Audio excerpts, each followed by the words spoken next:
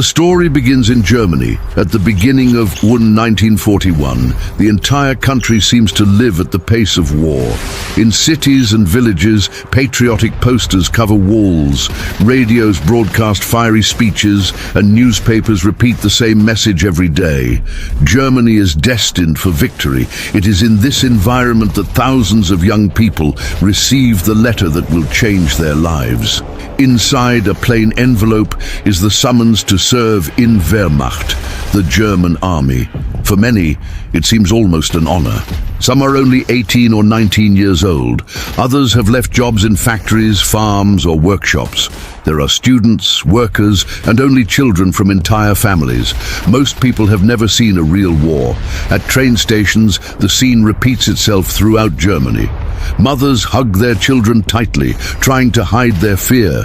Fathers shake their hands with silent pride. Girlfriends promise to wait. Meanwhile, the young soldiers, still with almost childlike faces, don their new grey-green uniforms.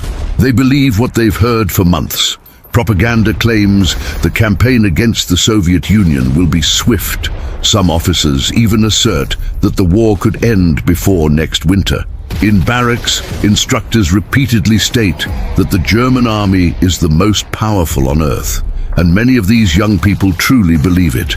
In the training camps, they learn to disassemble rifles, march in formation, and throw grenades. The sound of boots hitting the ground echoes like a constant drum. Discipline is rigid. Sergeants' shouts cut through the air as recruits run through mud, crawl under barbed wire, and learn to survive on the battlefield. But even there, in the midst of the tough training, there is still a sense of adventure.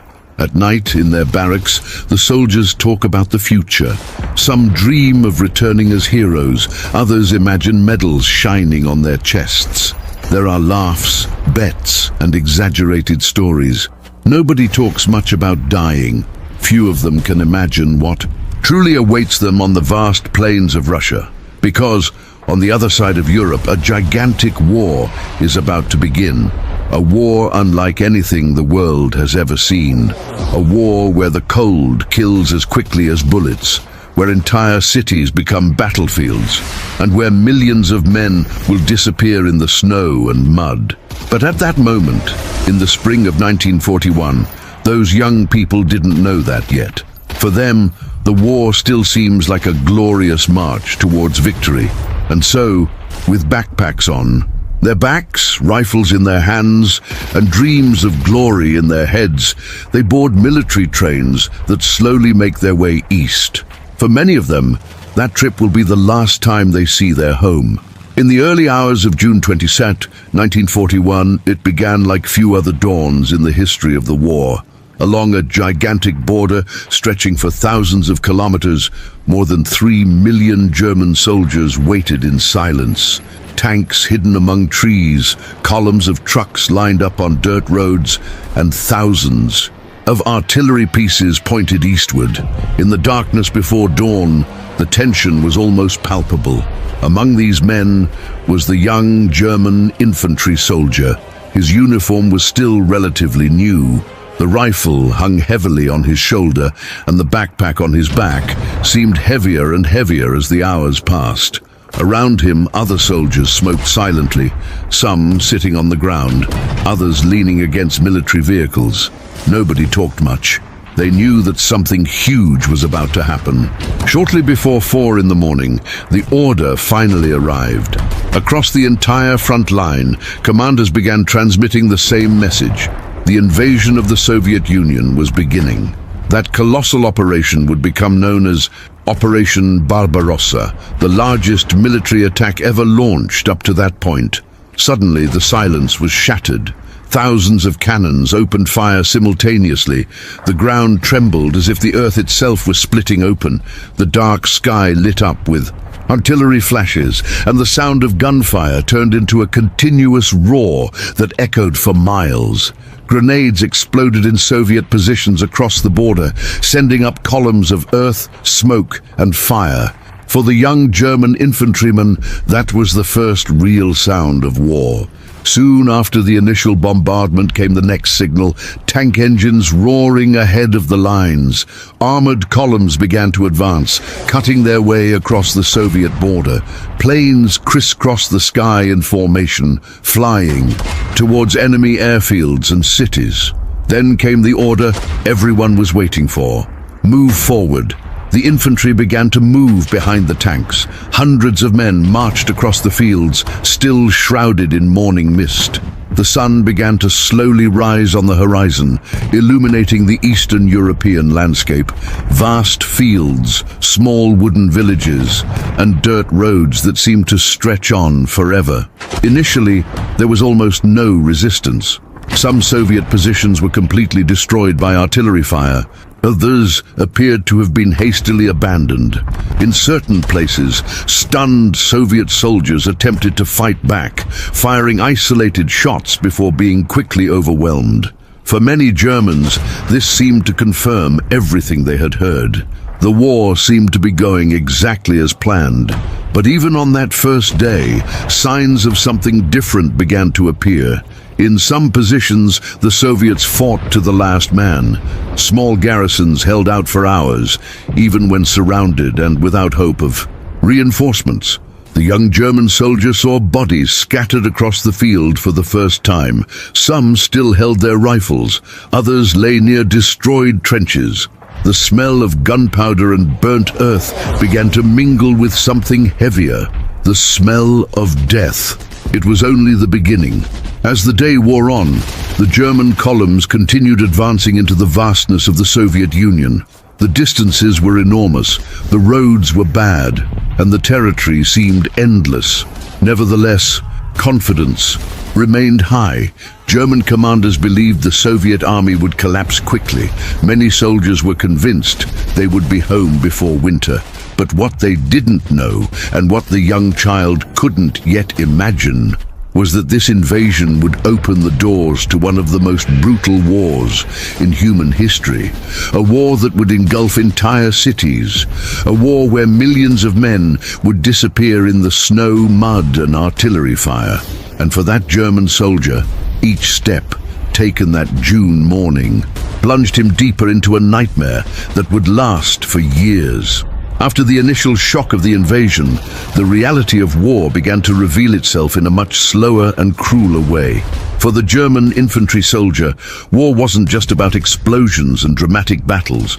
For the most part, war was simply about walking without stopping. In the first few days after the start of Operation Barbarossa, German forces advanced rapidly. Armored divisions raced ahead, clearing a path, while infantry followed behind, trying to keep pace. But Russia was immense. The maps showed only lines and city names, but the actual terrain was quite different. Endless fields, dense forests, wide rivers, and dirt roads that seemed to disappear on the horizon. The young German boy was beginning to realize this with each passing step. The backpack on his back weighed almost 20 kilos. Inside it were extra ammunition, canned food, rifle cleaning supplies, a raincoat, and a few personal items. The rifle hung on his shoulder all day, and his military boots, too new at the start of the campaign, soon began to cause painful blisters on his feet. The days began before dawn. The soldiers were woken while it was still dark. Within minutes, they were already on the move, marching in long columns that kicked up clouds of dust on the dry roads of the Russian summer. The heat became stifling at midday. Sweat dripped down their faces and soaked their uniforms. Water was precious. Sometimes there were only a few canteens to share among several men. When they found a well or a small stream, the soldiers would crowd around to drink, wash their faces, or simply wet the back of their necks to relieve the heat. And then came the dust. Military trucks drove by, raising enormous clouds that covered everything. Dust clung to skin, got into mouths, eyes, and even inside weapons. By the end of the day, the soldiers' faces were covered in a grey layer that made them all look much older than they actually were. Nevertheless, progress continued. As the soldiers marched deeper into Soviet territory, they began to pass through villages destroyed by the war. Many houses were burned, some were still smoking. In certain places, only solitary chimneys remained standing amidst piles of rubble. Civilians would show up from time to time. Old peasants watched in silence as the German columns passed by. Women held small children, looking on with fear and distrust. No one knew exactly what to say, because the language was different, and the war made everything even more distant. For the young soldier, this was beginning to cause a strange feeling. He had left behind organized cities, paved roads, and familiar villages in Germany. Now he walked through a world that seemed much harsher, vaster, and more unpredictable. And then there was the exhaustion, the kind of tiredness that accumulated day after day. Some soldiers were beginning to limp. Others had to stop to adjust their boots, which were soaked, with blood from wounds on their feet. Even so, the marches continued, because the war waited for no one. At night, when they were finally ordered to stop, the men would simply throw themselves to the ground. Some fell asleep immediately, still clutching their helmets. Others tried to light small stoves to heat canned food. Conversations arose in hushed voices, often about home, about real food, or about how long the campaign would last. But something was slowly beginning to change. At the start of the invasion, many soldiers spoke enthusiastically. They talked about victory, about medals, and about returning as heroes. Now, after days of endless marching, that enthusiasm was beginning to fade. Russia seemed endless. Each day of progress revealed only more fields, more forests, and more empty roads disappearing into the horizon. And as the soldiers continued marching eastward, each step took them further from home and deeper into a war that was only beginning to show its true face. During the first few days of the advance, many German soldiers began to believe that the war would indeed be quick. The columns continued marching, passing through abandoned villages and empty fields. In several places, Soviet positions appeared to have been destroyed by the initial bombardment of German artillery, but that feeling of ease wouldn't last long. Somewhere in the vast forests and dirt roads of the Soviet Union, the young German infantry soldier would experience something that would completely change his view of war, his first real combat. It wasn't like in training. There were no sergeants shouting clear instructions, there were no wooden targets, and there was definitely no security. It was chaos. On a morning that seemed like any other, the German column advanced along a road surrounded by trees and tall, grassy fields. The sound of boots and trucks echoed along the way. Some soldiers spoke in hushed voices, others simply walked in silence. Then came the first shot. A dry, crackling sound echoed down the road. For a second, no one understood what was happening, but then another shot rang out, and then another. Suddenly, the sound of machine guns cut through the air. The Soviets were waiting. Hidden on the edges of the forest, soldiers of Red Army. They opened fire on the German column. Bullets began to cut through the air like furious insects.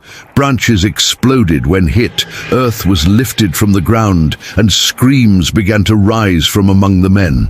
The young German soldier felt his heart race in his chest. Instinctively, he threw himself to the ground. Around him, other soldiers were doing the same, diving into the mud or hiding behind anything that could provide cover. Some were trying to pinpoint the source of the shots. Others simply pressed themselves against the ground, trying to become the smallest possible target. The sound of battle was deafening. Machine guns fired in long bursts. Rifles echoed from both sides. Grenades began exploding among the trees, hurling dirt and metal fragments into the air. Then came the screams. A soldier a few meters ahead was hit in the chest and fell backward, dropping his rifle. Another tried to run to a nearby ditch but was hit before he could reach it. The young infantryman saw something he would never forget. The first man die right before his eyes. And at that moment, war ceased to be a distant idea. She became real. German officers began to organize the counterattack. Command shouts echoed down the road. Groups of soldiers began to advance cautiously along the side of the forest, attempting to flank the Soviet positions. The young soldier, still trembling, raised his rifle and began firing toward the flashes of gunfire between the trees. He didn't know if he would hit anyone. In fact, many soldiers couldn't even see the enemy clearly. They simply fired in the direction of the shots, trying to keep the Soviets down while others advanced. The battle lasted minutes that felt like hours. Gradually, German numerical superiority and training began to take their toll. Some Soviet positions were taken after brief hand-to-hand combat among the trees. Others simply fell silent when their defenders were killed or forced to retreat. When it was all finally over, the forest became quiet again. But it was no longer the same quiet as before. Now there were bodies scattered across the ground, some German, some Soviet. The smell of gunpowder still lingered in the air, mixed with the smell of overturned earth and blood. The young German boy stood up slowly. His hands were still trembling. He looked around and saw soldiers checking the wounded, collecting ammunition, and dragging dead comrades to the side of the road. Some men were completely silent. Others spoke too quickly, as if they were still trying to process what had just happened. Reality had finally arrived. The army they were facing was not defeated. It was not fleeing. He was waiting, and that ambush would be just the first of many, because the further the Germans advanced into the Soviet Union, the more they discovered that this war would not be a swift march to victory. It would be a brutal fight for every road, every village, and every piece of land. After the first real combat, something changed inside the young German soldier. War was no longer an organized march following tanks and trucks. Now it had a face, a smell, and a sound. And those three elements were terrible. As German troops advanced deeper into the Soviet Union, the true nature of the war began to reveal itself in all its brutality. This was no ordinary war between armies fighting and then retreating. This was something far more cruel. It was a war of annihilation. The German commanders had already made it clear that that campaign against the Red Army, it would not be conducted like previous campaigns in Western Europe. In France or Belgium, many battles ended with organized surrenders. Captured soldiers were taken to prisoner of war camps. On the Eastern Front, things were different, very different. In the very first weeks of the invasion, the young German infantrymen began to realize that the enemy was fighting fiercely, almost desperately. Small Soviet groups continued to resist, even when they were completely surrounded. Some Soviet soldiers fought until they ran out of ammunition. Others advanced even under heavy machine gun fire. On several occasions, the Germans came across trenches where all the defenders had been killed, but no one had tried to escape. This fierce resistance surprised many German soldiers. They had been taught to believe that the Soviet army would collapse quickly, but that was not happening. On the contrary, the further they advanced, the more battles arose. Small rural villages in Russia frequently became points of resistance. Wooden houses became makeshift defensive positions. Barns concealed machine guns. Church towers were used by observers and snipers. When the fighting started, it was fast, violent, and chaotic. The young German soldier would forever remember the first village where he had to fight house to house. The streets were narrow and silent as the German column approached. Some doors were open.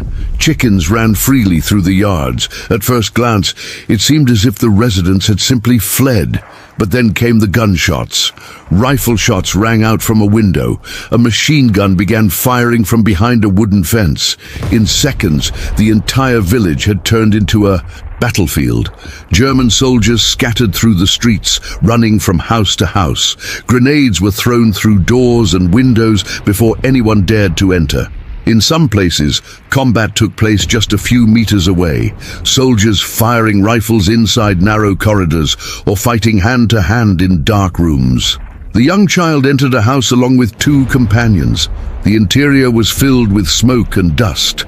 A Soviet soldier appeared at the end of a corridor holding a rifle.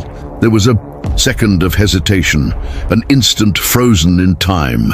Then they both fired. The Soviet fell backward. The echo of the gunshot still vibrated off the walls when the young soldier realized what had just happened. He had killed a man, and that was just another moment in a war that seemed to consume everything around it. Outside, the village was ablaze. Some houses had been hit by grenades or machine gun fire.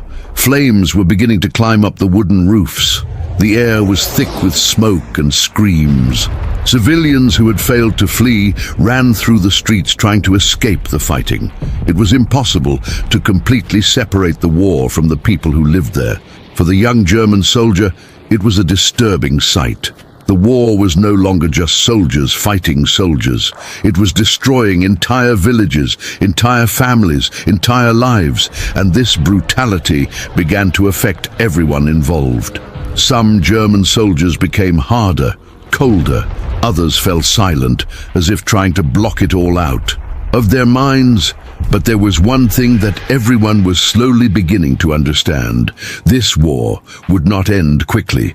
The Soviet Union was too vast, its army was too large, and its population seemed willing to fight to the last man.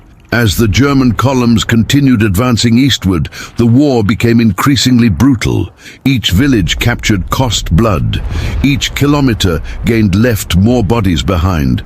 And for the young German infantrymen, the sense of adventure that existed at the beginning of the campaign had already completely disappeared. Now, all that remained was the harsh reality of surviving the next fight. During the summer of 1941, German forces continued advancing deep into the Soviet Union. The distances covered were enormous. Cities fell, villages were taken, and thousands of Soviet soldiers were captured. On paper, everything seemed to indicate that the campaign was working. But Russia had a weapon that no German general could control: the climate. At first, the summer, heat had already been difficult. Constant dust, long marches, and poor roads made each day more exhausting for the infantry. Even so, the columns continued to advance. Then, slowly, the weather began to change. The first rains arrived at the beginning of autumn. At first, they seemed like just ordinary rain. But in Russia, when the rains arrive, something far more dangerous happens. The vast plains begin to transform into a sea of mud. The Russians had a name for it: Rasputitsa. And soon, the young German soldier would understand the true meaning of that word. The dirt roads, which were already in bad shape, began to disappear under thick layers of mud. Military trucks sank up to their axles. Horses struggled to pull carts loaded with ammunition. Even armored vehicles began to get stuck. For the infantry, the situation wasn't much better. Each step became an enormous effort. Their boots sank into the sticky mud. Sometimes they had to pull their feet hard to be able to take the next step. With each kilometer covered, the soldiers became more tired, dirtier, and more frustrated. The young boy soon realized that the war had slowed down drastically. Entire columns would stand still for hours, sometimes days, waiting for stuck vehicles to be removed, or for military engineers to attempt to make the roads usable again. Meanwhile, the soldiers remained there, exposed to the increasing cold and constant rain. The mud was everywhere. It covered the wheels of trucks, stuck to uniforms, and even got inside weapons. Keeping rifles clean became a daily task, because any mechanical failure could mean death in the next battle. In certain sections of the road, the mud was so deep that soldiers had to push vehicles, while officers shouted desperate orders. Men slipped, fell, and got up covered in mud from head to toe. The war now seemed more like a fight against the land itself, but the worst thing about it was the delay it caused. The Germans had planned a rapid campaign, based on constant movement, tanks advancing quickly, encircling large enemy forces. But now everything was grinding to a halt. While German forces battled through the mud, the Red Army, was beginning to reorganize. New units arrived from the vastness of the Soviet Union. Defensive lines began to form further east. Each day of delay gave the Soviets more time to prepare. The young German soldier realized that something was changing in the rhythm of the war. At the start of the invasion, it seemed that nothing could stop the German advance. Now it was the very land of Russia that seemed to be resisting. On some days, the marches were so slow that the soldiers would only cover a few kilometers before stopping again. The nights grew colder, and the rain often continued to fall without stopping. Uniforms never dried completely. The boots remained wet for days on end, causing painful sores on their feet. Some soldiers were beginning to fall ill due to the constant cold and dampness. The young boy saw men who had once marched with confidence now walking hunched over, exhausted and covered in mud. And there was yet another problem. Winter was approaching. Some officers still believed the war would end before the extreme cold arrived. But among the ordinary soldiers, a strange feeling was beginning to emerge. They were very far from home, far from the good roads of Western Europe, and if winter really did arrive before victory, they would be trapped in one of the most unforgiving places on the planet. As the mud continued to engulf trucks, tanks, and men, a silent question began to emerge among the ranks of the German infantry. What if that war was only just beginning? The winter that kills more than bullets. When autumn ended, many German soldiers still believed the campaign could be concluded quickly. Although the mud had slowed the advance, the orders remained the same. Keep going, advance eastward, press the enemy. But Russia still had its most cruel blow. In store, winter. At first, the changes were almost imperceptible. The nights began to get longer, the air became colder. In the morning, a thin layer of ice appeared on puddles of water and on the metal of the trucks. The young German soldier realized the cold was coming when he began to see his own breath in the air. A few days later, the first snow came. At first, it seemed almost beautiful. Tiny white flakes falling silently on fields, trees, and roads. Some soldiers even smiled at the sight. It seemed something tranquil, almost peaceful after months of dust and mud. But that impression faded very quickly. Soon the temperatures began to plummet. The thermometer dropped to -20 degrees, then to -30. The wind cut through the skin like invisible blades. The cold air burned the lungs with every breath, and the worst part was that the German army wasn't prepared for it. Most soldiers still wore the same uniforms designed for the Central European climate. Coats were too thin, gloves were scarce. Many men improvised by wrapping cloths or scraps of fabric around their hands. The young German child felt the cold slowly penetrating every part of his body. His fingers began to go numb. His feet froze inside his stiff boots. During the marches, the cold made his muscles stiff and sore. At night, the situation was even worse. Many units lacked adequate shelter.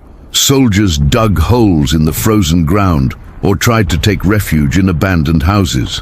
Small fires were lit, when possible, but often there was not enough wood. Sleeping was almost impossible. The cold woke the men repeatedly. Some woke up shivering violently. Others simply sat there, trying to keep their bodies moving so they wouldn't freeze. And then the first cases of freezing began. At first, it was just a few soldiers complaining of finger pain, but soon the doctors began to notice something more serious. Fingers were turning white and stiff. Toes were completely losing feeling. If the frostbite was not treated quickly, the tissue would begin to die. The young German soldier saw men being evacuated with feet completely black, destroyed by the cold. Some screamed in pain as medics tried to warm frozen limbs. Others simply stared silently at their own hands, unable to move their fingers. In some cases, the only solution was amputation. But winter didn't only attack men. He also destroyed the equipment. Truck engines would freeze overnight. Tanks often wouldn't start in the morning because the oil had hardened inside the machinery. Even guns would begin to malfunction when lubricants froze inside the mechanisms. The rifles needed to be cleaned constantly to continue functioning. If a soldier wasn't careful, his rifle could simply jam at the moment he needed it most. Meanwhile, the enemy seemed much better prepared. Soldiers of Red Army, they wore heavy winter clothing with thick coats, felt boots, and fur hats that protected their faces from the freezing wind. They moved through the snow much more easily. For the Germans, each day seemed like a battle not only against the enemy, but against the climate itself. The young child was beginning to understand a cruel truth. In that war, the cold killed almost as quickly as bullets. Some men simply didn't wake up in the morning. Others fainted during marches, their exhausted bodies unable to continue fighting against the extreme cold. The landscape had also changed completely. The fields were now covered by an endless layer of white snow. Forests seemed silent and frozen. Roads disappeared under ice and accumulated snow. But despite all this icy beauty, the war continued. Gunshots still echoed among the frozen trees. Explosions still tore through the winter silence. Men still died in the snow, often frozen to death exactly where they had fallen. And for the young German soldier, each winter day seemed like a brutal test of survival. The hope for a quick war had completely vanished. Now, the only remaining objective was simple: to survive until the next day. The terror of snipers. When winter truly set in on the Eastern Front, something even more terrifying began to emerge for the German infantry soldiers. The cold was already brutal. Hunger was beginning to appear in some units, and the fighting continued. But there was a new kind of threat that slowly began to spread fear among the men. A silent threat, almost invisible. Soviet snipers. In the vast, snow-covered landscapes, the Red Army he began using. Snipers with deadly efficiency. These men, and sometimes women, were trained for something very specific: observe, wait, and kill with a single shot. For the young German soldier, the first sign of this new terror came suddenly. It was a cold, grey morning. The unit was positioned on the outskirts of a small village, partially destroyed by fighting. Some soldiers were reinforcing makeshift trenches, others were trying to light small fires to warm their frozen hands. Everything seemed relatively calm. Then a gunshot rang out, dry, precise. A soldier who was a few meters ahead simply fell in the snow. At first, no one understood what had happened. Some thought he had slipped. Others looked around for a visible enemy, but there was no one there, just silence. A few seconds later, another shot. Another soldier fell. Now everyone understands. Sniper. Instantly, the men threw themselves to the ground. Helmets banged against the ice. Rifles were raised as everyone desperately tried to pinpoint where the shot had come from. But that was precisely what made snipers so dangerous. They were rarely seen. Hidden in the towers of destroyed churches, in the darkened windows of abandoned houses, or buried under camouflage among snow-covered trees, these snipers could observe the Germans for hours before firing. The young German infantrymen began to feel something that many soldiers on the Eastern Front came to feel: a constant feeling of being watched. Even simple tasks became dangerous. Raising your head above a trench for a few seconds could mean death.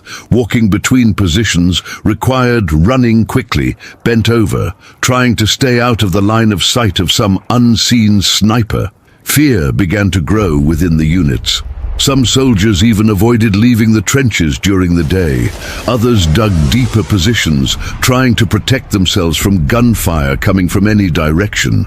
But the snipers were patient. They could wait for hours, sometimes an entire day, just for a single perfect shot. The young German soldier saw men being hit while carrying ammunition. Others fell while simply trying to look over a wall or cross a street.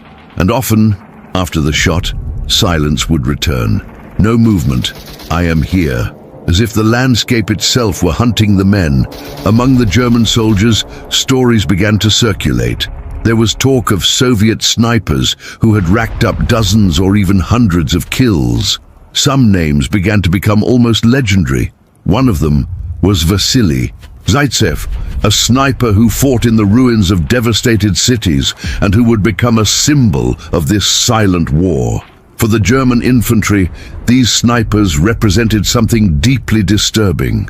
In a normal battle, you could see the enemy.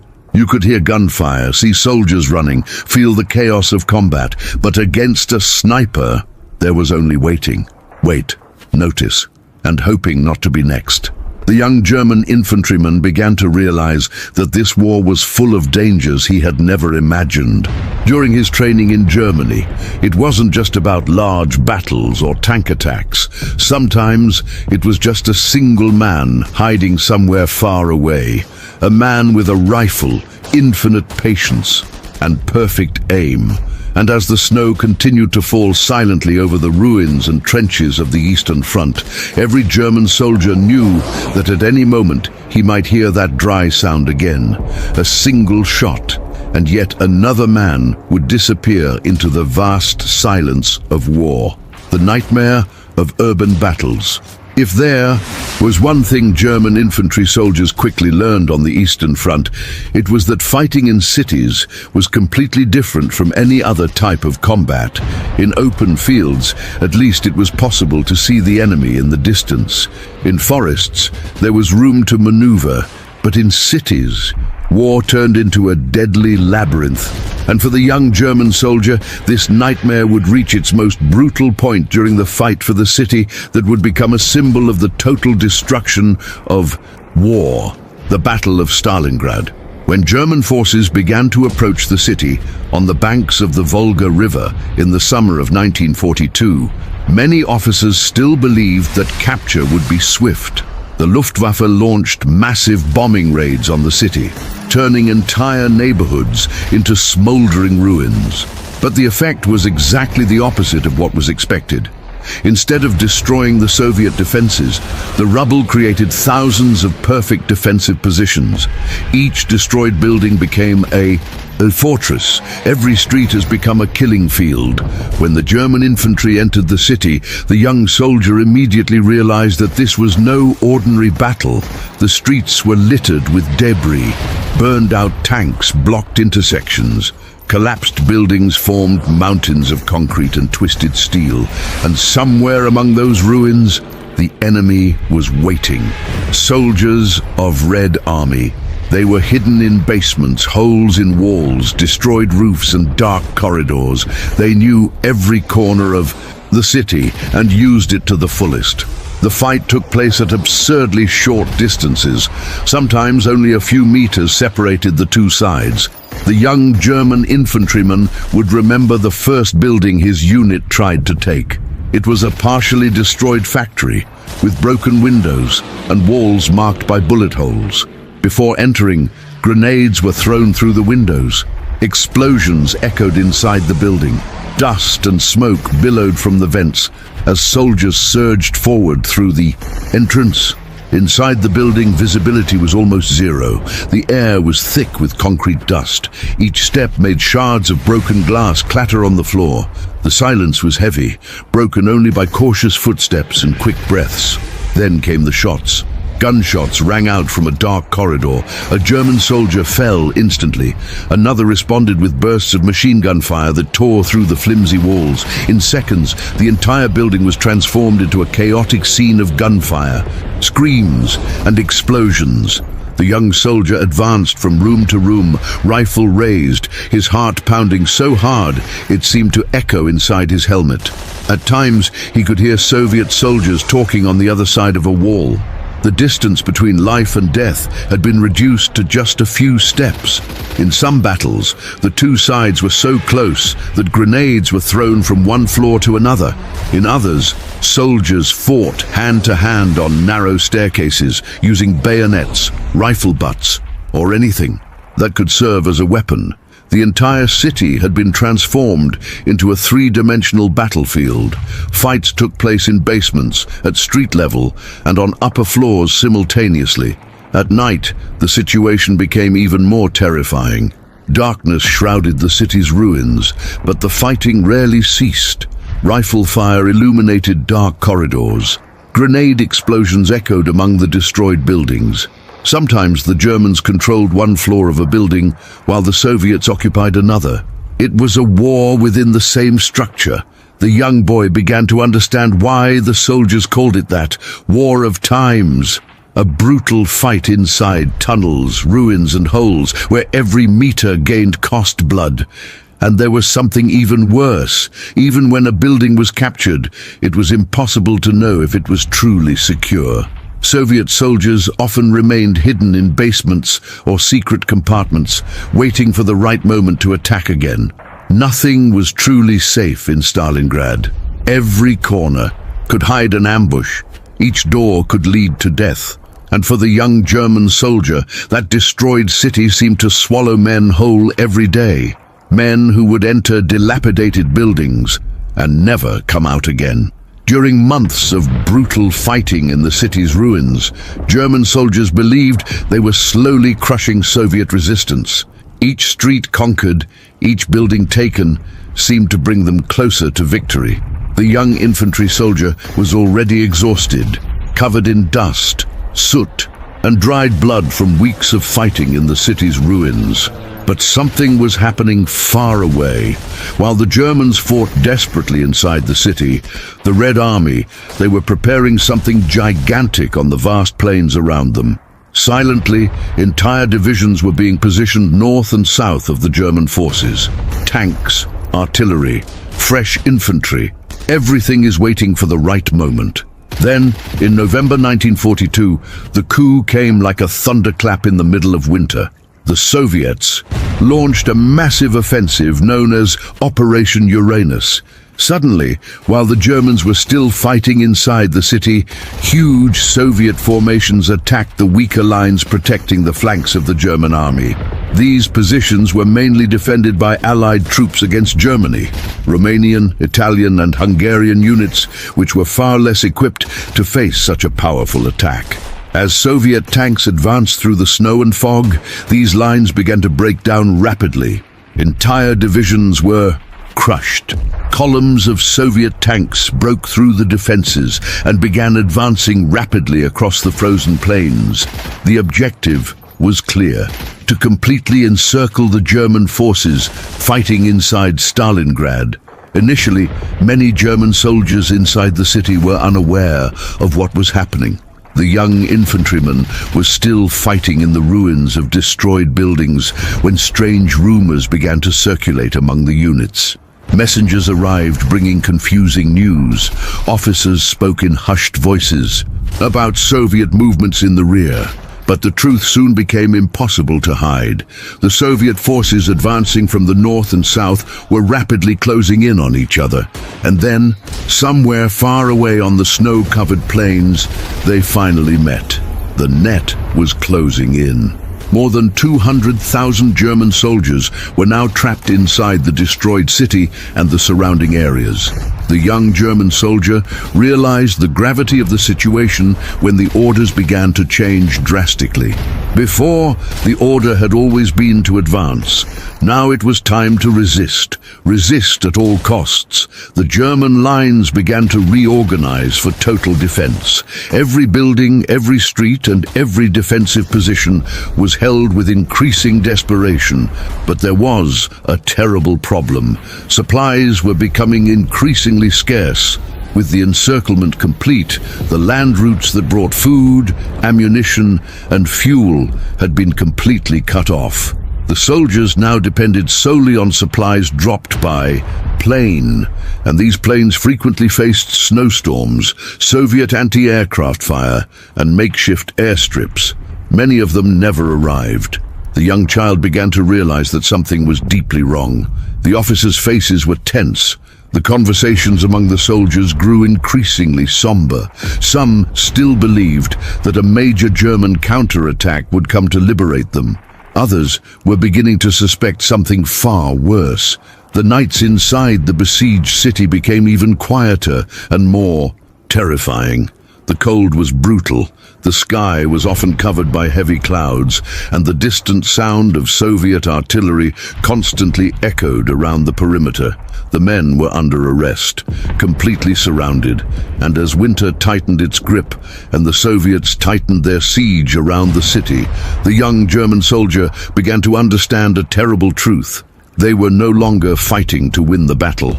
Now they were simply fighting to survive inside a gigantic trap. Hunger on the front lines. When the siege was completely closed around the German forces in Battle of Stalingrad, the war changed once again for the young infantry soldier. Before, his greatest fear was the enemy, the snipers, or the brutal cold of the Russian winter. Now, there was a new enemy, hunger. At the start of the siege, many soldiers still believed it would only be temporary. Officers assured them that the situation was under control. Transport planes would arrive daily, bringing enough food, ammunition, and fuel to keep the army fighting until a rescue offensive broke through the siege. But reality soon proved something very different. The planes simply couldn't deliver what was needed. Snowstorms were frequent. Soviet anti-aircraft fire shot down several aircraft. Some couldn't even find the makeshift runways among the city's ruins. Others had to turn back before even landing because of fuel. The result was devastating. The supplies that arrived were only a small fraction of what the besieged army truly needed. Initially, the rations were simply reduced. The young German soldier went from reasonable meals to small portions of stale bread, a little thin soup, and occasionally a piece of canned meat. It still wasn't pleasant, but it seemed bearable for a while. Then the portions became even smaller. The bread began to disappear. The soup became increasingly watery. Sometimes the only thing available was a small piece of frozen bread divided among several men. The soldiers began to feel their bodies weakening. Constant hunger brought a painful feeling of emptiness to the stomach. Short marches between positions became more difficult. Carrying ammunition or digging trenches in the frozen ground seemed to require twice the effort. Some men started losing weight rapidly. Faces that were once strong now seemed sunken. Cheeks were hollow, eyes tired and dark. Uniforms that were once tight now hung loosely over weakened bodies. But the worst was yet to come. Soon, the horses began to disappear. Initially, they were still used to pull carts and transport supplies, but as food became increasingly scarce, the officials began to make a desperate decision. Horses began to be slaughtered to feed the soldiers. For many men, that tough, dark meat became the only source of food available. Even so, there was rarely enough. The young child would remember the moment he realized just how far the hunger had gone. A group of soldiers found a dead horse partially covered in snow. Without hesitation, they began cutting chunks of the frozen flesh using knives and even bayonets. Some men nearly fought over small pieces. Nobody talked much. Hunger had silenced almost everything. Even things that previously seemed unthinkable began to happen. Some soldiers tried to cook pieces of leather from belts or boots to chew on. Others searched for anything that could be turned into food. The destroyed city offered very little. Meanwhile, the Red Army, the siege around the German forces, was tightening ever more. Soviet artillery continued to bombard German positions regularly. Local attacks constantly tested the defensive lines, and the German soldiers had less and less strength to resist. The young boy realized that the war was draining everything from the men around him. It wasn't just the cold or the endless fighting. It was a slow, constant, and cruel hunger. A hunger that made men think only of food. A hunger that stole energy, hope, and even dignity. Each passing day within. The siege made survival more difficult, and as the Russian winter raged relentlessly over the city's ruins, many soldiers began to realize something that had previously seemed impossible to accept. They might not get out of there alive. The fear of Soviet tanks. While hunger weakened the German soldiers trapped within the encirclement, another kind of terror continued to appear on the front lines. Even when the fighting subsided for a few hours, there was always something that could emerge at any moment on the white, snowy horizon. The sound of engines. For an infantry soldier, few sounds were as terrifying as that one. The young German infantryman had heard that sound many times before. Early in the war, as the Germans advanced rapidly through the Soviet Union, German tanks dominated the battlefield. They advanced confidently, crushing resistance and clearing a path for the infantry. But now, the situation was changing. Now, often, the tanks that appeared in the snow were not German. They were Soviet. Among the German soldiers, one name began to be repeated with increasing respect and fear: the T-34. This Soviet tank had become one of the German infantry's greatest nightmares. It was fast, had sloped armor that caused many projectiles to ricochet, and its gun was powerful enough to destroy German vehicles with ease. But for a soldier with only a rifle, all of this meant only one thing: almost no chance. The young infantryman would clearly remember a grey morning when his unit was positioned in an improvised defensive line between ruins and shallow trenches. The wind blew fine snow through the destroyed streets. The silence was heavy. Then someone shouted, "Tanks!" At first the sound seemed distant, a deep roar that vibrated through the frozen ground. But soon it grew louder, heavier. Powerful engines are approaching. German soldiers began rushing to their defensive positions. Some grabbed anti-tank rifles, others prepared grenades. Machine guns were positioned, even, knowing that they could do little against heavy armor.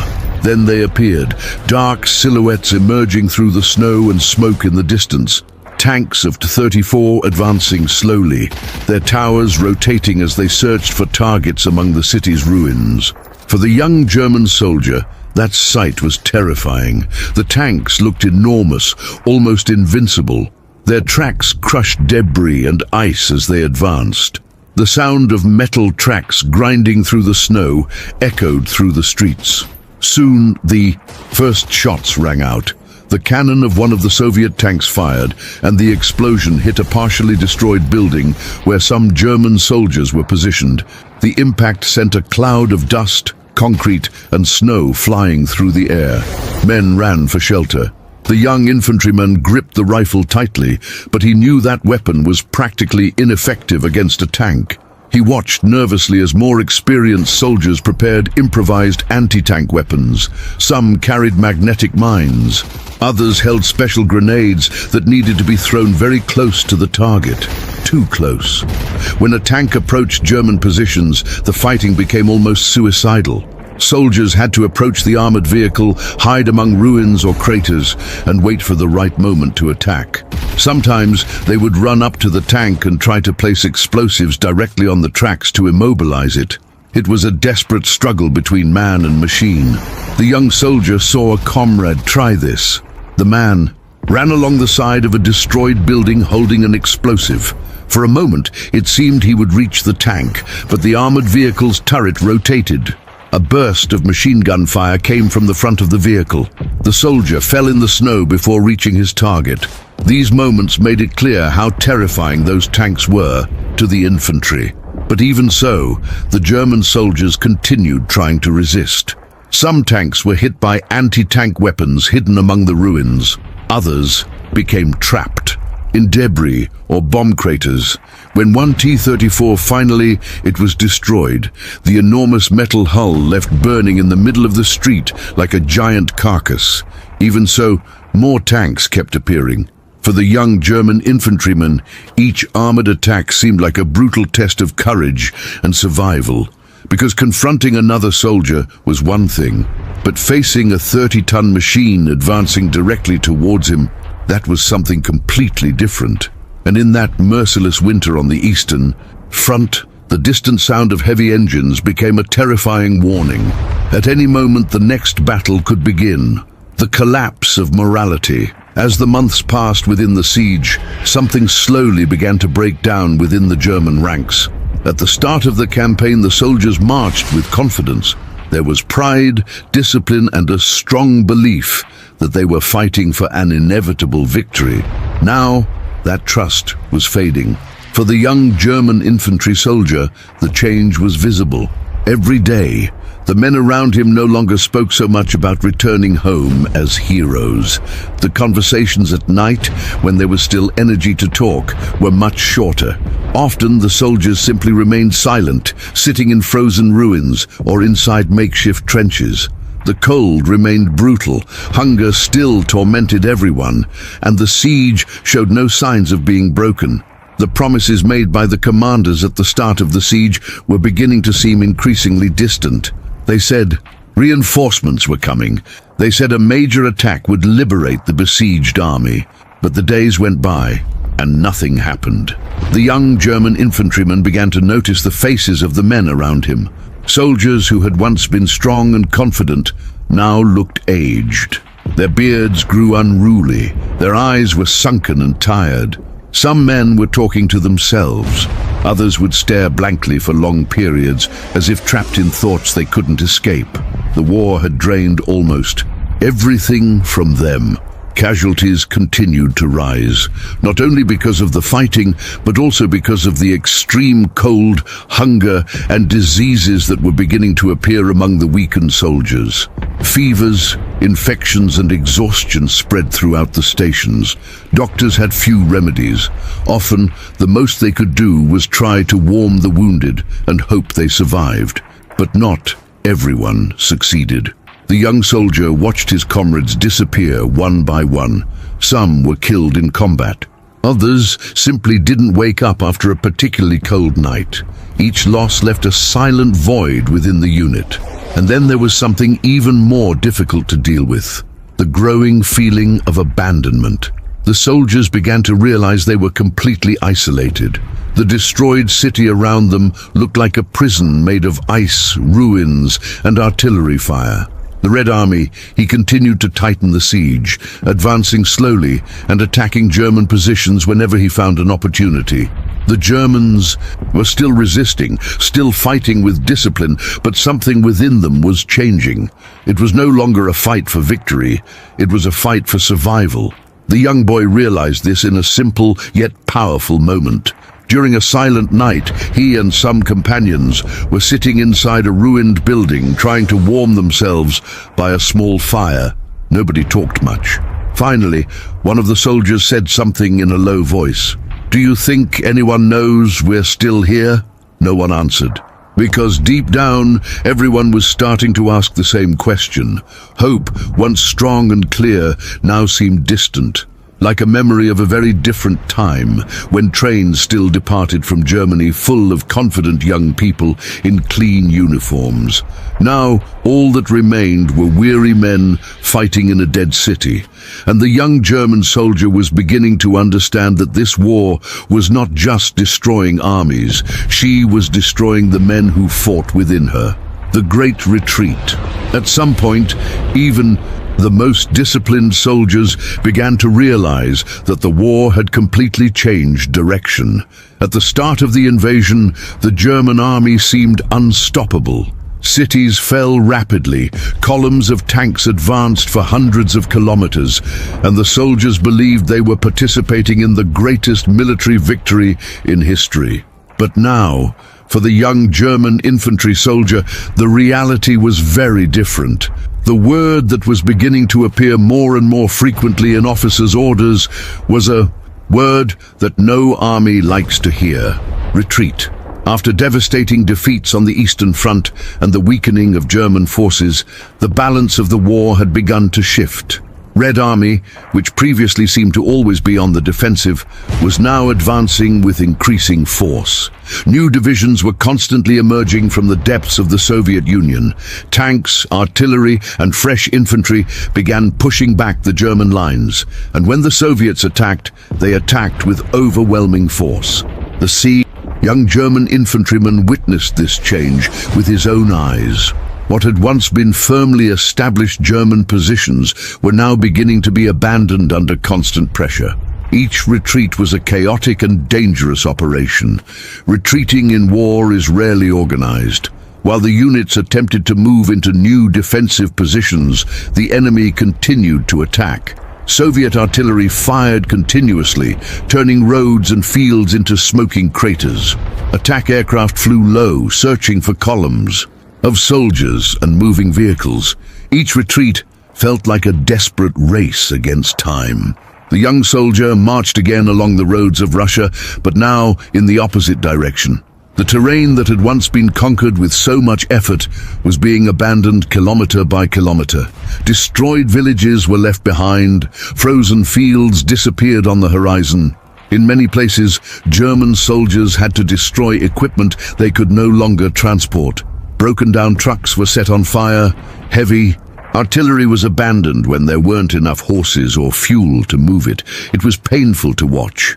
Each piece of equipment destroyed was a symbol of a war that no longer seemed to be being won. And while the Germans retreated, the enemy continued to advance. Columns of Soviet tanks were appearing more and more frequently. Among them, the already feared T-34. It advanced across snow-covered fields, leading attacks against weakened German positions. The young boy saw these machines appearing on the horizon and knew that another battle was about to begin. But now, the situation was even more difficult. The soldiers were tired, many were hungry. The units no longer had the same strength they possessed at the beginning of the war. Even so, they continued fighting. Sometimes small defensive positions were set up in villages or forests to delay the Soviet advance. In these short, violent battles, the Germans tried to gain a few precious hours to allow other units to retreat safely. These battles were brutal. The young soldier would remember one of those makeshift positions in a small, frozen village. The houses were partially destroyed, and snow covered everything around. There, his unit received simple orders. Hold the position for as long as possible. They knew they couldn't stay forever. They knew that eventually they would have to retreat again. But for a few hours, they fought with everything they still had. When the order finally came to abandon the position, the men moved quickly through the snow, disappearing into the darkness of the Russian winter, and as they marched westward again, the young German infantrymen felt something that many German soldiers were beginning to feel at that point in the war. For the first time, victory seemed impossible. Now everything seemed to be just a long retreat through a vast, hostile and snow-covered country, a retreat that seemed endless. As time passed, the young German infantry soldier began to realize that the war in Russia would not end with victory parades or the glorious return promised at the start of the campaign.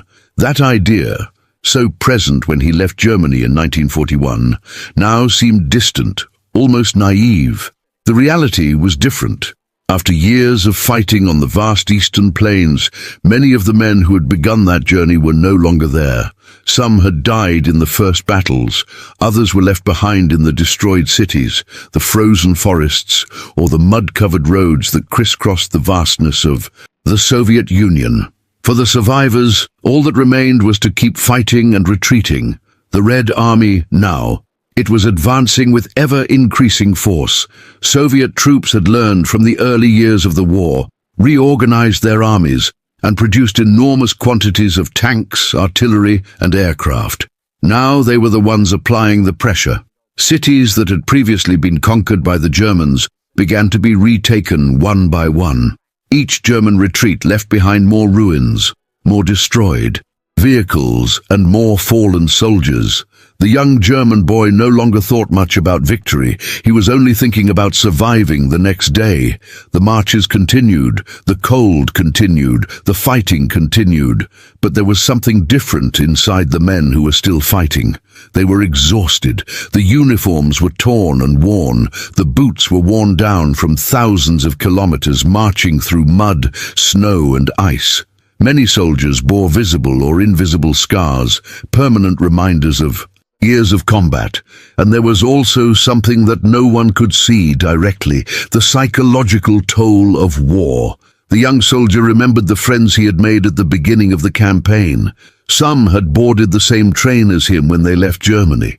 Others had fought alongside him during the first battles. Now, many of them were no longer there. Some were buried in makeshift graves on the Russian plains. Others simply disappeared in the fighting. Bodies never recovered, names lost among thousands of dead. And then there were those who didn't die, but who would also never be the same again. The war had changed them all. The men who survived the Eastern Front would carry these memories for the rest of their lives. The distant sound of artillery, the icy wind cutting their skin, the eerie silence after a battle, the blank stares of soldiers who knew they might not survive the next night. For many German soldiers, the end of the war in Russia did not bring immediate liberation. Many were captured and sent to Soviet prisoner of war camps. Others continued retreating for thousands of kilometers until the war finally ended years later. But for those who survived, the memory of the Eastern Front would never fade. Because that war was different. It was a gigantic, brutal and merciless war. A war where the cold killed men frozen in the snow. Where entire cities were transformed into mountains of ruins.